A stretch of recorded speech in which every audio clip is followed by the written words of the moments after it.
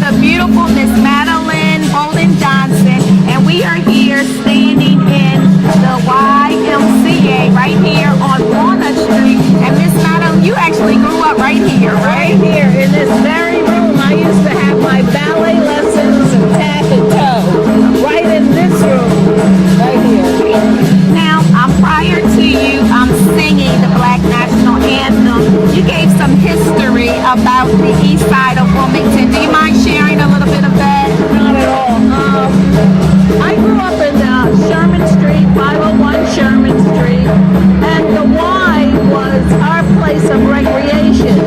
We never knew that we were segregated against. All of our mentors were leaders in this community, and we had black men leading us and black women, and all of our teachers were doctors that could have taught in colleges. They could have taught in colleges, but we were here, and we had a ball right here in this historic place. We had bowling, swimming. Everybody knew how to do everything. We even learned how to eat properly at a restaurant when our parents were working. We would come here on Saturdays and have that gorgeous toast. You said the toast was what, 10 cents? It was 10 cents. We bought the toast, 10 cents. We sat in the restaurant and we ate it. We thought we were something. And then we had like a courtyard. And in the summer we would sit in the courtyard and actually think that we were really important. Yeah. You know what, they are still, I believe right now, the Black Achievers, that's some of the things that they still teach currently here. And unfortunately, this may be one of the only places that is taught. I don't believe that home ec is taught in the schools anymore. I mean, you went to Howard High School. Well, they don't have home ec, but we do have culinary arts now. And that helps the students as it relates to a career.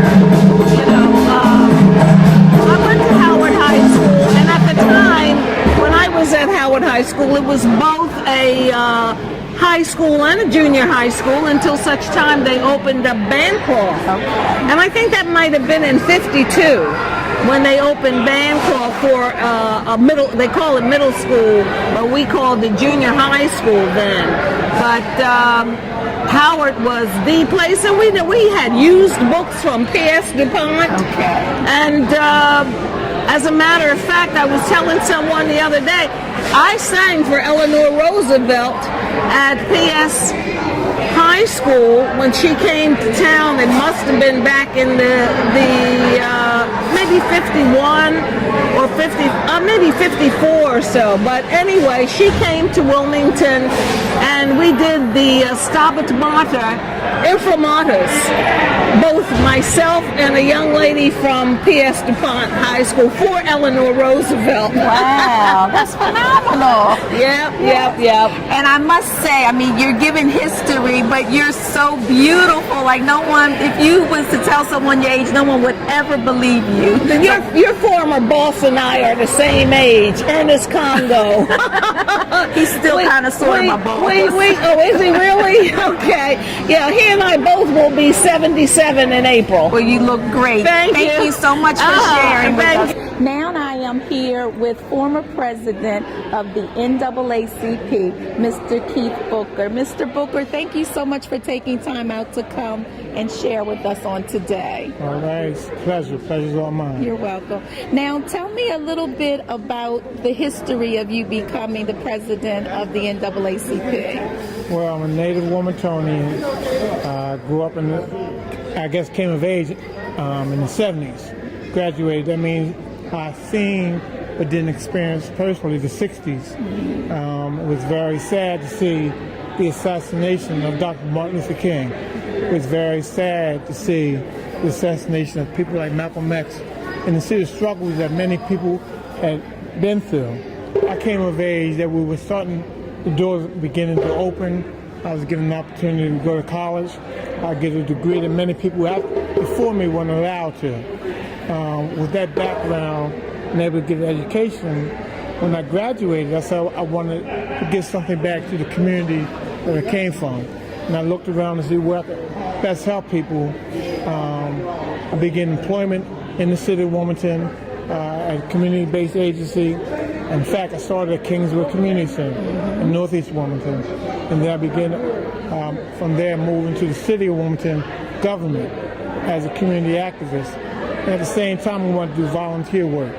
And the opportunity that I seen, and I was always impressed by one of the black leaders historically is James H. Fields. He became the first African American mayor, but he was also a former president of the NAACP. So he was like a mentor to me. So I wanted to follow in his footsteps and see what I could do to help people as well. And I became president of the Wilmington NAACP and eventually president of the state NAACP and helped many, many people. Well, I want to personally thank you because when I was growing up as a little girl, I remember you out there fighting for the rights of African Americans. So thank you so very much. You're quite welcome. And tell us, what does Black history mean to you?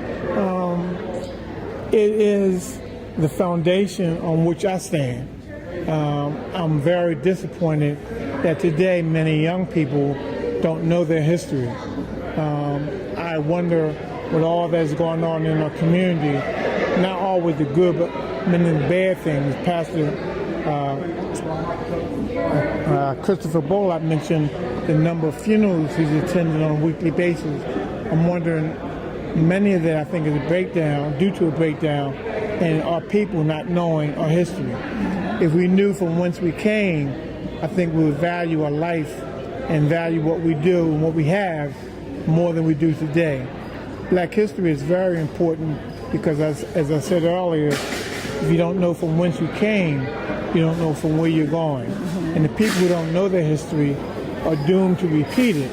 So today, 2015, we have an opportunity to share it, and we need to teach it to our children and be proud of from whence we came. And that is foundation, I think, that will help turn many of the negative things around to a more positive outcome. That's an excellent nugget. Thanks so very much for sharing. All right, thank you. You're welcome. Thank you so very much for watching. We don't want to forget to thank Sophia Hansen, who is the General Manager of Community Services, for putting this together along with other members of the county. Thank you so very much for watching, and please stay tuned for more NCC TV.